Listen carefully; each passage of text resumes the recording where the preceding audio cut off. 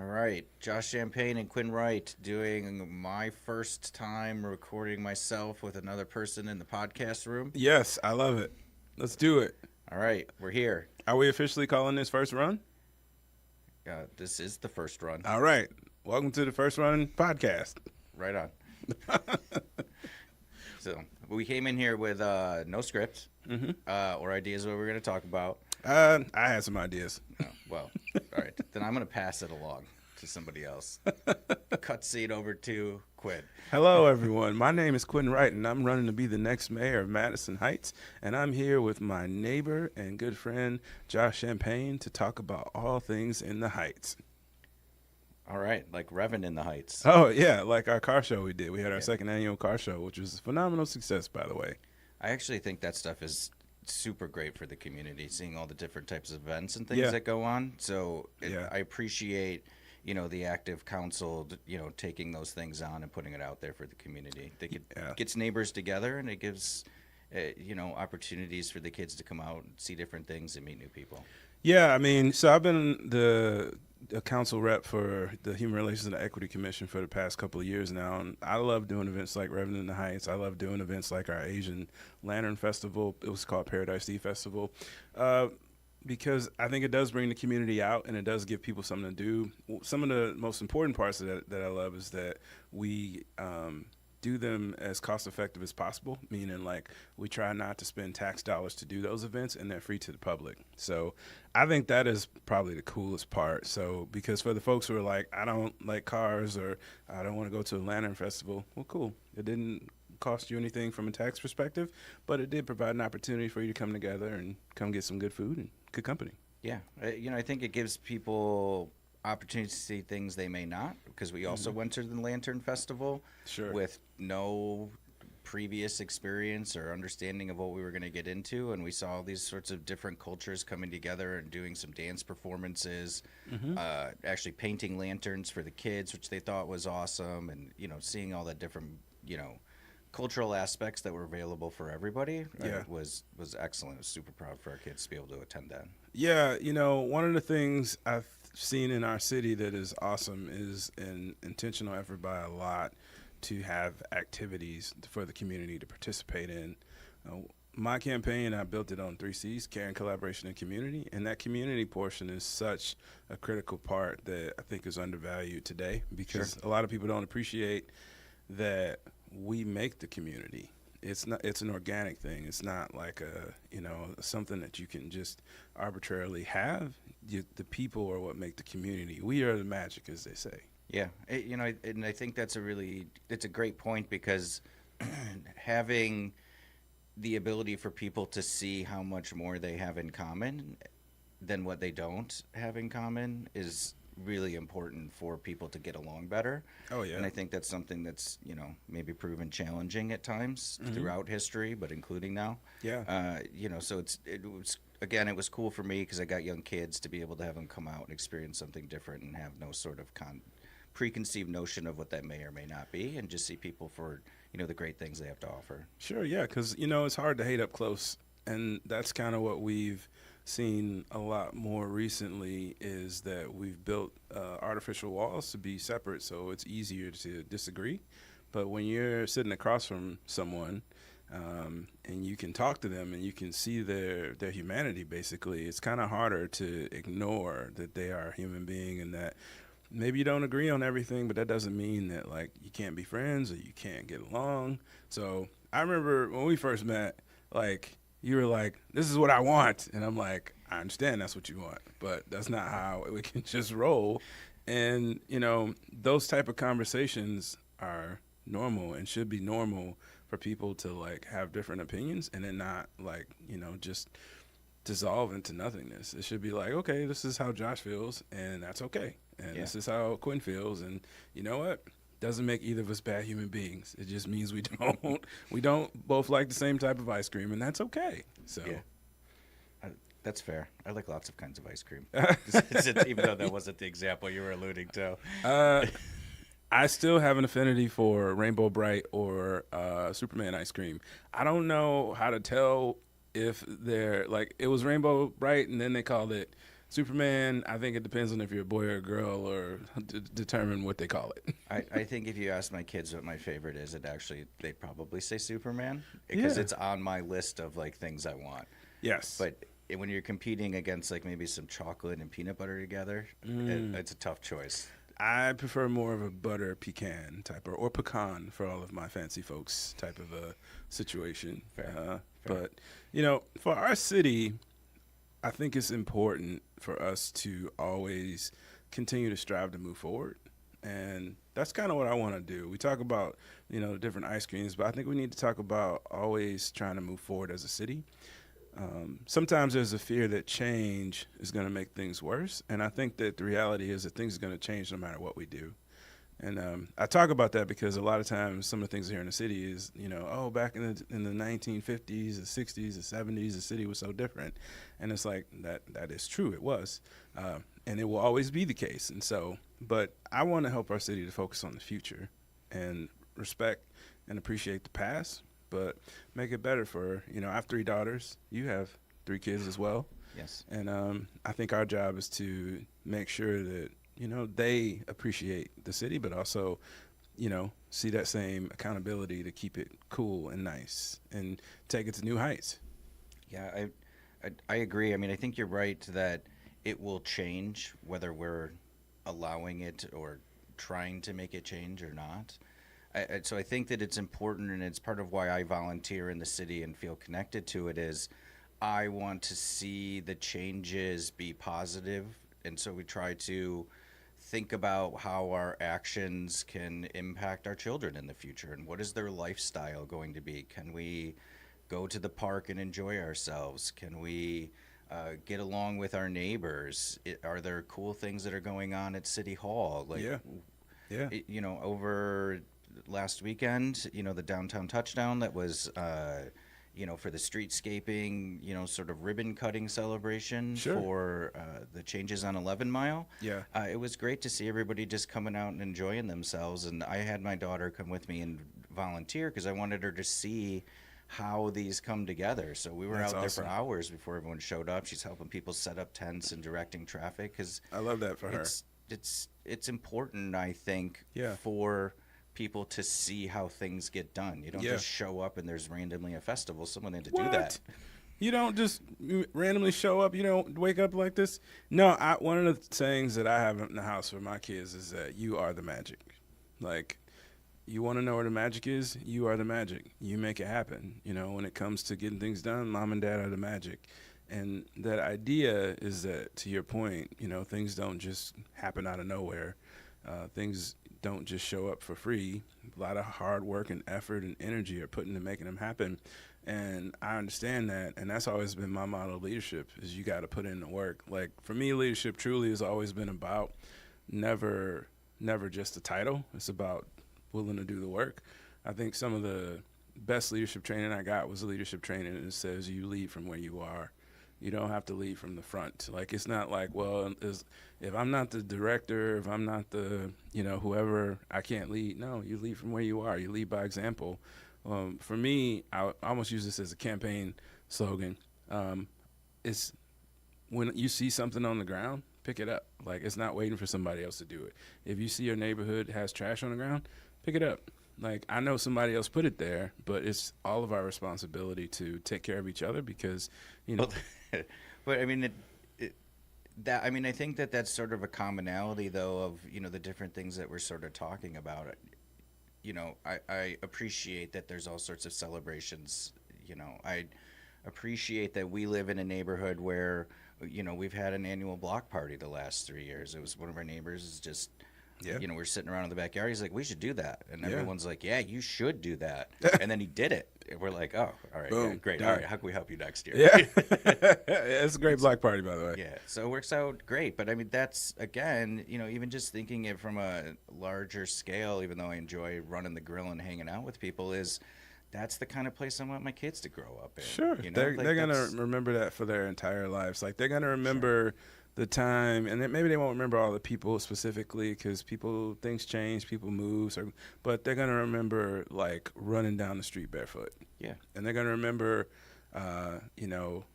councilman came over, you know, I hope they remember my name, but they might be like, you know what? We didn't realize at the time how special it was, because I think there's always latency for all of us in things, and a maturation process where we see things better looking back, and that's why people always dwell on the past, because they're like, oh, that was good. So yeah, but in order for it to have a good past, we got to focus on having a good future and not live in that past. Sure.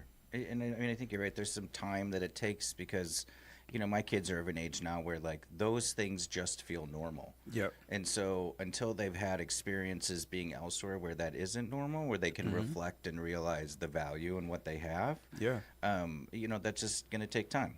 So, trying, my intent and how I'm able to interact and, within the city as a resident and a, volunteer on planning commission is I wanted to build up in the way that is true for other people, not just my kids too. Sure. Right? So, again, I keep mentioning, the activities and things that bring people together, but that stuff's super important. I think, one of the things that I see when we're at these things is who's participating and who isn't. And I think that stuff's really important. Before we met, you were like in the little newspaper that gets delivered, and CNG News. CNG News. Yeah, that's right. So like Matty Park. So we knew that that's how I knew you. But also seeing you participating in all of the things around town. Yeah. And I think that that's really important, because it gives you the ability to have the opportunity to speak to and see what other people in the community want and what's good for everybody. I think that's really important, is participation. Yeah, I think participation is truly important. One of the things that I made it a point to do, particularly when I was on council, is to show up to events, because I think it's important for the leaders of the community to show that they're invested in those events, even if they're not things that you would normally want to do. And I think it's important for us to support that growth process and allow groups to kind of figure out what's going to work in the community and what's not, and know that they have support from the top folks at the city level to support those things. And some of those events always won't be, a raving success, but it still gives an opportunity for people to come together and hang out. And so supporting those public events to me is super important, but also just showing up for people, not only at public events, but in their projects and in their life and in their spaces. That's what people are nostalgic for. That feeling we talked about, like with your daughter running down the street, she'll remember that. She'll remember doing it, but doing it with a whole bunch of people. And that's what we remember. That's why we're like, man, when I grew up, my neighborhood was so much better. No, what was better for you then than now was a sense of community that you had, the support, the safetiness you felt. Actually, the 80s, I grew up in the 80s. The 80s were actually a rough time. They were not fantastic times in the U.S. if you look back at it. It might have felt that way because we were younger and we felt safe. But, it's just about showing up for each other, not only at events, but in whatever people need in their community, and to listen. Yeah, agreed. I think it feels especially important right now, because it's very easy to be isolated and stay at your house and not have to go out. Because I think, back in the 80s, which I also grew up in, it was you had to go out or you were going to stay inside bored. And okay, there's some value in being bored a little bit too. Yeah. But you just naturally had these opportunities to run into people and learn all sorts of things, and that's not forced as much as it is today. So it's it takes effort. Yeah, you have to be actively pursuing those things. And we've been kind of rocked into a love of comfortability, because I can sit on my couch and scroll and hit like, and the algorithm will keep feeding it to me, or hit swipe, anyway, and it goes away. And so what we've been tricked into believing is that we can control more of our environment than we actually can, because it just kind of pulls you further and further away from other people, because you start to feel like more people are just like you and think like you, which some do, but there are also a lot of people who don't. And you have to, that's one of the things I've learned about being on council, is like keeping an open ear to what people want and how what I think might be the best choice might not be what other people want, and respecting that. One of the examples I've been using a lot lately is with our trash can program. Like, I wanted to keep it the way it was, and I was like, we should just keep it the way it is. But listening to our residents, they were saying how their biggest concerns are taxes and costs going up. Well, to keep the program the way it was would have cost $10 million more. So it's like, which would I prefer? To change the program or to pay $10 million more? And the feedback, it seemed like, was people probably, although change is hard, would prefer to change the program. So you gotta stay flexible and stay open. Yeah, agreed. They're big cans. Yeah, they are. They are. And one thing if I know some of the people are going to skim through this. I want to say hello to my haters, but they'll watch anyways. I think for the folks who will watch this part, the important thing to know is that you don't need the big trash cans. You can get a smaller one. It just needs to have that lift bar. I think some people kind of assume that because we gave out trash cans, which is a benefit based on a grant we got, that you have to use them. It just needs to have that lift bar. If you want a smaller one, you can get one, and I'm going to work on some solutions for our seniors who say that they're too big, because I think it's important that we address that. We need to figure out a solution because we do have narrow driveways, and those trash cans are pretty big. Granted, they're on 2 wheels, so they're pretty easy to navigate, but at the same time, I'm not 60 or 70, so I respect our seniors who have aches, because I'm not going to lie to you, I got some aches already too. So I could only imagine. I mean, so just thinking about different people's perspectives like we were talking about, I didn't even think of that. Yeah. I just thought they're big, and they are. Yeah, no, they're big, and they're big intentionally, because what we also try to do is be more effective in solving multiple problems, because we, in the Metro Detroit area, it's not exclusively Madison Heights, there's a rodent problem that comes back to my 3 C's, where we have to make sure that we're being caring and we're collaborating, because a lot of folks have dogs, but they're not good at picking up the poop. Guilty, we don't always do it at our house as much as we should because of busy schedules, and I have my daughters on it, so I have to stay on them about that. But also, people have their garages aren't cleared out, and so that creates a home for rodents, and so now you have a food source and you have a home, and so that's where we have to work together, because everything can't be solved through ordinances and code enforcement. It has to be solved holistically, working together. And so we have to have, again, that community and that caring. My 3 C's I came up with, that's why I love them so much, because they're buckets that all, intertwine. And when you do them right, it helps the community to flourish. And it fills in the gap from where, ordinances and laws can't. So we have to work together like that. Yeah, it's good.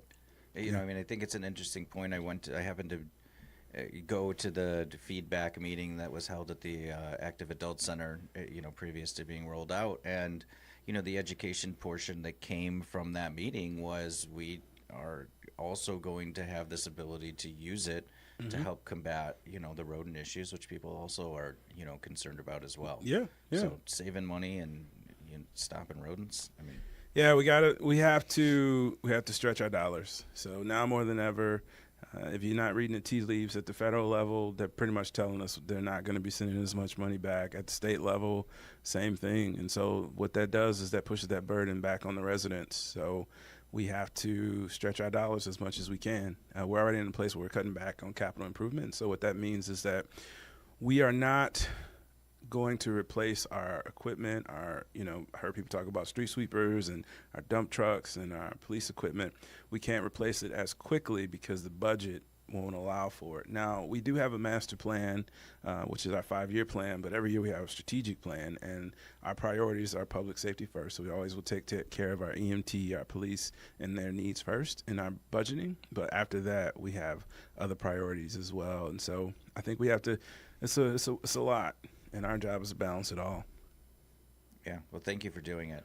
I appreciate someone else having the opportunity to read the big reports and collaborate with the people at City Hall. Which give a shout out to the people at City Hall. They do a great job. Yeah, and I honestly would like to thank you for your involvement as the chair of our planning board. That's a big role, And I've always encouraged you and others like to get involved in the game of your local government.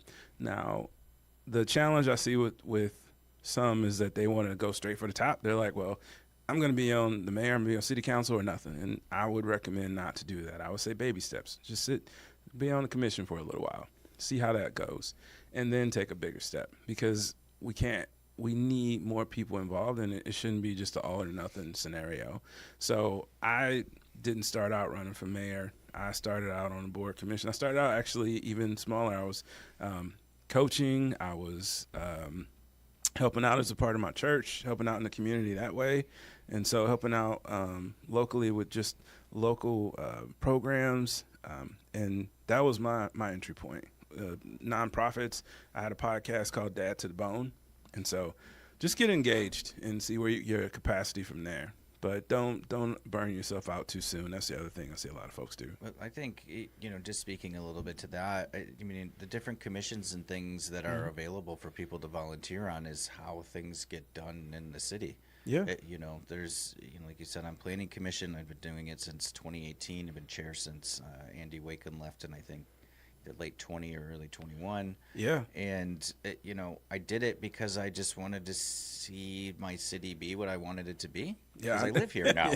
Yeah. And so, the first time we met, I'm like, I want what I want. And it's being involved is how you can get those things. Yeah. And, over time, some of that maybe stronger sounding stance that I had has allowed us to actually, have well-meaning conversations, and maybe we're not on the same page immediately, but over time we find the common ground based on a lot of different perspectives, and I think that's really important. So I think what's the where the citizens can go learn how Citizen Hall goes, that Citizen Academy. Yeah. So things like that, and again, volunteering on the positions that are available on the boards are how you can influence your city to be what you want it to be. I like that. So I think that's the theme of this. If I had to title the theme of this episode or podcast, it would be Common Ground, because that's where we need to meet, is at that common ground. We spend so much time focused on the things we disagree on. We need to get back to focusing on the common ground. And I think this is probably a good place for us to wrap it up. And, this is where I will give my pitch as I am running for mayor for your vote, because I want to help us to get back to finding that common ground to help move the city forward. There are many places where we disagree, but there's even more where we agree. We want safe streets. We want clean streets. We want a community that we all love and feel welcome and invited in. And those are all things that I think that I can help to lead us as mayor in. With your help, with your vote, with your support, we can do it together. Josh, before I tell them where they can find out more about me, do you have anything you want to say? No, I mean, I think, honestly, we've covered a lot of it. Do we need to cut it out? I don't think we need to. Great. I don't think we need free speech. Fair enough. Everything I'm sure some of my friends who love me are going to watch this, and everything we say in here is our opinion. We do not speak on behalf of any entity, organization, or municipality in this podcast. We speak only on behalf of Quinn Wright and Josh Champagne. All right. Thank you. On that note, hey, if you want to get in contact with me, you could always reach out to me at go to quinnwright.com, go to my website. You can also find me on Facebook. Just go to quinnwright.com, and that'll give you everything you need to know, or you can email me at info@quinnwright.com. Until next time, remember to be kind.